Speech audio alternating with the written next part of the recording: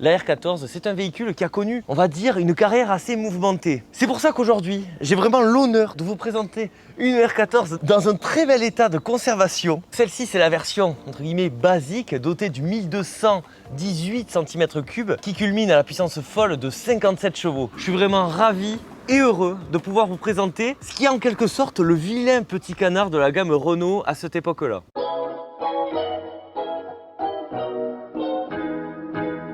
Au milieu des années 70, la Golf s'est déjà fait une petite réputation. Il faut dire qu'elle est remplie de qualité. Renault, suite au relatif échec de la Renault 6, a pour ambition de proposer un véhicule pouvant concurrencer cette voiture germanique, ma foi, fort bien construite. Après de longues années de développement, nous sommes le 25 mai 1976 et Renault présente en grande pompe sa nouvelle berline moyenne devant les Invalides, la R14. Cette voiture s'intercale dans une gamme où la Renault 5 vient de sortir et c'est un véritable succès. Elle se positionne en dessous de la Renault 12 qui est somme toute assez conventionnelle. Cette R14 se veut avant tout moderne. La conception de l'auto a été assistée par un ordinateur, fait très rare pour l'époque, tout comme la robotisation de la fabrication. Renault met les petits plats dans les grands et souhaite véritablement faire de ce véhicule un best-seller. Il a pour ambition d'en écouler au total un minimum de 2 millions d'exemplaires. Bon, la réalité sera un petit peu moindre puisqu'on atteindra exactement 999 093 exemplaires, comme un symbole pour cette voiture qui n'aura même pas atteint le million et qui, aux yeux de beaucoup de Français, était considérée comme une voiture pas tip-top. Le titre, vous l'aurez lu, parle de poire. Et oui, les adopophiles, parce qu'en fait, après sa première année de lancement, année assez timide en termes de vente, Renault décide d'investir massivement en publicité et donc va faire appel à une agence spécialisée qui propose le surnom de poire sur cette voiture, parce que vous voyez, avec son air un peu spacieux, c'était censé être quelque chose de plutôt positif. Renault trouvait ça marrant de la comparer à un fruit, et finalement, ça va énormément desservir ce véhicule. Tout le monde l'appelle la poire, hein. C'est pas pour rien, voilà. C'est vraiment à cause de cette campagne, il faut le dire, assez ratée, et ça restera collé à la peau de ce véhicule durant toute sa carrière. C'est dommage, hein, parce que franchement, même en termes de design, moi je la trouve très intéressante. Déjà, il faut se rappeler qu'on est en 76, et son look est relativement moderne. J'aime beaucoup cette face avant. Ce bandeau là, chromé, c'est complètement typique de la première génération de R14. Les années 80 se rapprochent, on commence à mettre du plastique. Écoutez, la Renault 5 aussi est là, donc il y a un petit peu d'inspiration. Forcément, je pense que vous comprendrez un petit peu mieux pourquoi on parle de poire, parce que voilà, c'est vraiment cet arrière là assez voluptueux qui à l'époque n'était pas forcément dans les standards automobiles, mais ce qui est marrant quand même et qu'on a tendance un petit peu à oublier, c'est que sur certains aspects, moi je trouve en tout cas qu'il y a certaines similitudes avec la Peugeot 205 ou encore plus, faites-y attention, la Peugeot 306. Le design global, moi, me fait penser à une 306 et ce qui est marrant, et beaucoup de gens le disent, c'est que finalement son design était peut-être même un petit peu avant-gardiste, il faut le dire, pour l'époque. Petit trait de design qui fera la différence, en fait, c'est ces rétroviseurs intégrés directement au niveau du montant des fenêtres. Et ça sera repris par énormément de Renault par la suite. Et d'ailleurs, pas que des Renault, parce que ça sera vraiment courant dans l'industrie automobile d'avoir le rétroviseur mis ici. On a vraiment, encore une fois, cet arrière de poire là. Je le trouve personnellement un petit peu moins sympa que l'avant, qui est très mignon, mais on a quand même cet aspect rondouillard, agréable. En plus, ici, on a de la chance, on a droit à une peinture rouge tirant un petit peu sur le orange. Qu'est-ce que j'aime les peintures des années 70, c'est magnifique. Le pare-choc, on sent que la Renault 5 est passée par là, hein. Pas beaucoup non plus d'éléments de design particulièrement notables à l'arrière, si ce n'est que c'est un haillon. Et oui, c'était la spécialité Renault depuis un petit moment déjà. La 4L et la R16 étaient passées bien avant. Le moteur, élément réellement litigieux sur cette voiture. Je vais vous expliquer. Ça, c'est pas un capot en alu, déjà, je peux vous le dire. Et déjà, qu'est-ce qu'on retient? Moi, il y a une roue. Voilà, super. Oh, et dessous, il y a bien un moteur, hein. C'est pas un moteur électrique, je vous rassure. Nous avons bien évidemment le merveilleux 1218 cm3. Et en fait, la particularité de ce moteur, c'est qu'il a été créé en étroite collaboration avec Peugeot. Et ça, je peux vous dire que les aficionados Renault, ils l'ont eu en travers. Eux, qu'est-ce qu'ils veulent? Ils veulent du Cléon fonte qu'on nous sert depuis 40 ans. Et donc, le fait que ce moteur, en réalité, il est bien meilleur qu'un Cléon fonte, beaucoup plus moderne, mais ça, les puristes, ils s'en remettront pas et ça jouera réellement en défaveur de ce véhicule. En plus, ce moteur est tout alu, abracam en tête, ce qui n'était pas le cas du Cléon, vous vous en doutez. Ce qui gênera le plus les fans de Renault, c'est que ce moteur était déjà sous le capot de la Peugeot 104. En plus, c'est pas tout parce que cette R14 reprend le train avant de la Peugeot 104. Ça commence à faire beaucoup pour une Renault. Par contre, là où certains affichent une certaine mauvaise foi en disant qu'en réalité c'est une 104 un petit peu plus grosse, la réalité est tout autre. Parce que l'arrière, c'est bien un train arrière de Renault 5, un petit peu agrandi, un petit peu étiré pour l'occasion. Et du coup, c'est vrai que cette voiture, on se dit que c'est un vrai mélange déjà. Malheureusement, peut-être un peu trop bâtarde, entre guillemets, pour les puristes. Autre point un petit peu dérangeant, en fait, la voiture fait 865 kg. Vous allez me dire que c'est léger. Eh bien, en fait, sur cette voiture, pas tant que ça, entre guillemets. Parce que les performances sont assez moyennes, on va dire, et la vitesse maximale sera à peine à 141 km/h. Autant vous dire que pour une utilisation quotidienne, ça risque d'être un petit peu compliqué sur autoroute. Après, c'est clairement pas la vocation du véhicule. Donc en fait, c'est vraiment dommage, vous voyez, ce moteur, il a une véritable histoire. Et le fait que Renault se soit associé avec Peugeot, ça a complètement desservi cette voiture. Ce qui est d'autant plus dommageable qu'ils avaient fait ça déjà quelques années auparavant en 74 en créant le V6 PRV. Et là-dessus, ça avait beaucoup moins soulevé les foules. J'ai raté. Et voilà, moi j'aime les coffres, mais Renault aussi ils aiment les coffres. C'était vraiment l'argument face à la concurrence durant les années 60. Et donc ils ont continué à démocratiser ce haillon qu'on va voir maintenant. Putain,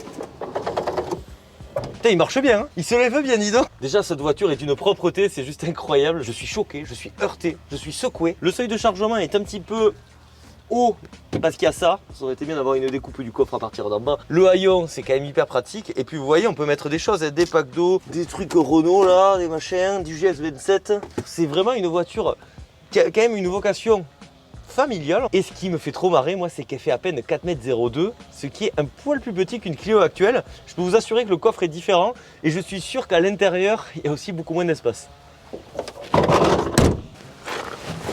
On est bien dans cette Renault 14, dis donc. Donc les sièges sont moelleux. J'ai l'impression de retrouver la Renault 18. Ça, c'est pas un mauvais argument, je peux vous le dire. Donc ici, qu'est-ce qu'on retrouve? Ça, c'est l'aérateur qu'il y avait sur les Renault 5 basiques, les Express, tout ça. Là, ça, on l'a souvent vu chez Renault. Sinon, on a une boîte à gants ouverte. Ici, après, on a le droit à une version, on va dire, plutôt moyenne de gamme.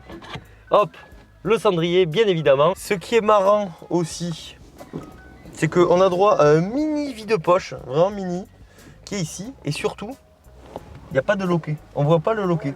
Voilà, donc la voiture se ferme, hein, je vous rassure, mais il n'y a pas de loquet. Donc le volant il fait plaisir, c'est vraiment le volant un peu typique des Renault de ces années-là. Je suis subjugué par l'état de cette R14, ça devient rarissime. En fait, finalement, ça ressemble un petit peu à la R18 l'intérieur, mais ce qui est marrant, c'est qu'il est plus ancien et pourtant je le trouve plus réussi.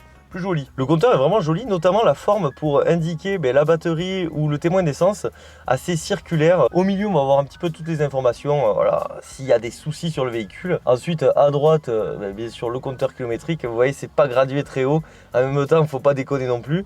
Par contre, je suis un petit peu déçu qu'il n'y ait pas de compte-tours quand même. Sinon, ce qui est marrant aussi, c'est donc qu'on peut régler son chauffage directement depuis ici. On a tout regroupé en face de nous. C'est en quelque sorte le iCockpit de l'Audi TT, bien avant l'heure. Regarde la taille des commodos pour les essuie-glaces, c'est tout petit. C'est trop mignon, j'ai rarement vu ça. On va tester le klaxon quand même. Moi j'aime bien tester les klaxons. On est trop bien installé à l'avant. À l'arrière, ça m'a l'air génial, on va aller voir ça après. Mais 4,02 m, putain. Vous montez dans une Clio moderne. J'adore la Clio, elle est très cool.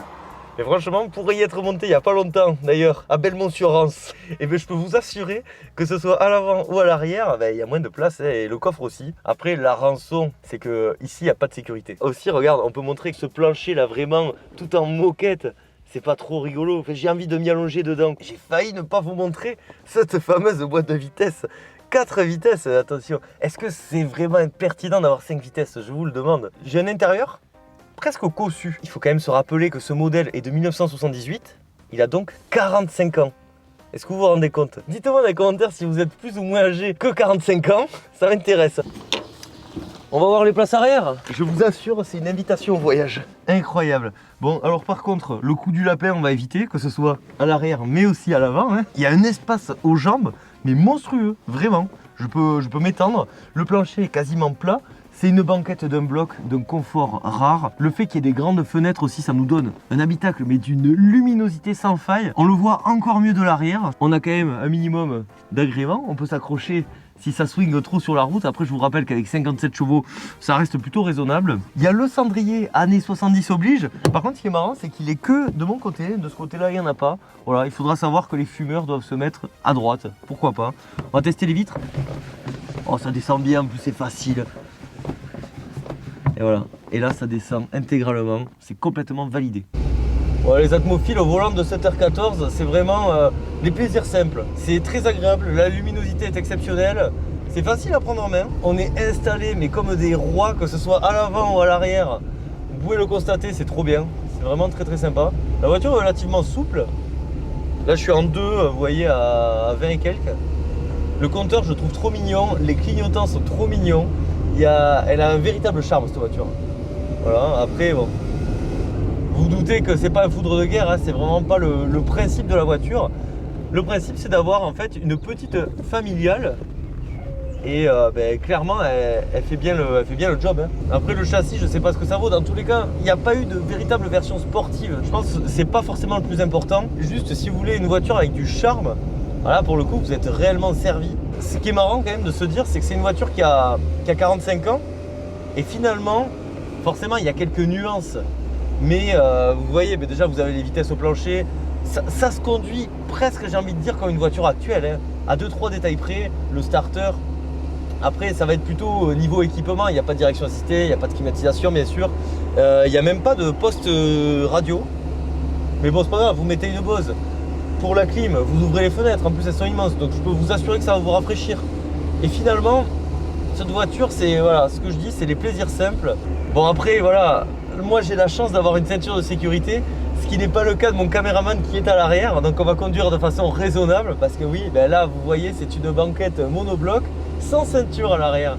Voilà, ça aussi, ça fait un peu le charme d'avant. C'était il y a 45 ans, oh là là. Moi, j'aime bien ces voitures. Franchement, je vous le dis, les atmophiles. Hein. Le souci, c'est que j'ai pas assez de place dans Bordeaux Centre. Je fais une annonce, si jamais certains ont des garages gratos à dépanner, moi c'est avec plaisir. Hein. C'est presque un acte citoyen parce qu'on préserve le patrimoine automobile français. En plus, celle-ci a une histoire folle et je suis vraiment honoré d'avoir pu essayer cette voiture mythique. J'étais pas sûr de pouvoir en essayer une un jour, tellement c'est devenu rare sur notre marché. Donc déjà, est-ce que je vous conseille d'acheter cette voiture? Vous l'avez compris, bien évidemment que oui. Si je dois vous conseiller un modèle en particulier, orientez-vous peut-être vers les versions TS en phase 1, voilà, ça sera ce qu'on peut avoir de plus exclusif entre guillemets. Et surtout en fait les phases 1 parce que je trouve qu'elles ont un charme réellement vintage, alors que les phases 2, on perd quand même pas mal, je trouve, ce côté années 70, bouille rondouillarde, mignonne. La fiabilité, c'est top, c'est très fiable. En termes de prix aussi, c'est vraiment pas très élevé. Pour vous donner une idée, cette voiture vient d'être achetée, ça coûte autour de 3000 €. Elle est dans un état clinique. Et pour 3000 €, qu'est-ce qu'on a aujourd'hui? Pas grand chose. Et encore plus peut-être dans le monde des voitures de collection. Donc ça, c'est validé aussi. Le seul souci, ça sera d'en trouver une, hein, tout simplement. Hein, comme beaucoup de voitures de cette époque-là. La rouille, ça a fait des ravages. Plus les primes à la casse, les diverses aides gouvernementales. Et ça fait que aujourd'hui, pour retrouver un modèle équivalent, ça va être vraiment très très compliqué, il va falloir s'armer de patience, mais je trouve que ça vaut le coup, surtout que c'est une voiture réellement atypique. La mal aimée de chez Renault, avec son moteur non clé en fonte, ses quelques emprunts à la Peugeot 104, sa campagne marketing pour le moins désastreuse, on pourrait se dire que Renault a tout fait pour ne pas réussir à bien vendre ce véhicule. Et pour le coup, c'est mission accomplie parce que, on l'a dit, le nombre d'exemplaires vendus aura été en deçà des attentes. Malgré tout, je tiens à relativiser le fait que 1 million d'exemplaires, c'est pas non plus catastrophique. On a connu bien pire par la suite. Coucou Renault Velsatis, Renault Laguna 3, Renault Avantime, etc. Le souci aussi de cette voiture, c'est qu'au moment où elle est sortie, il y avait déjà une concurrence assez féroce.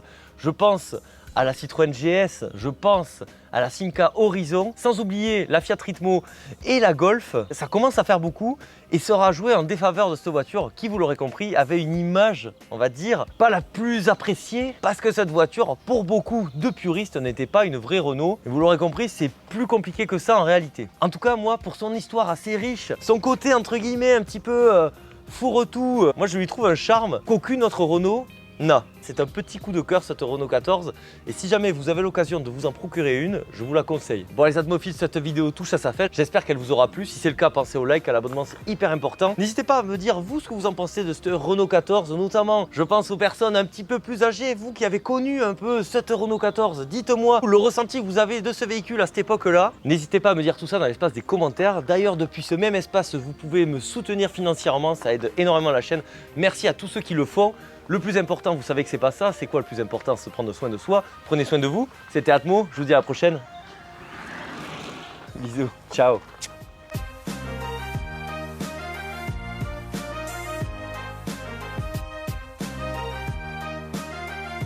Comment il s'ouvre le moteur?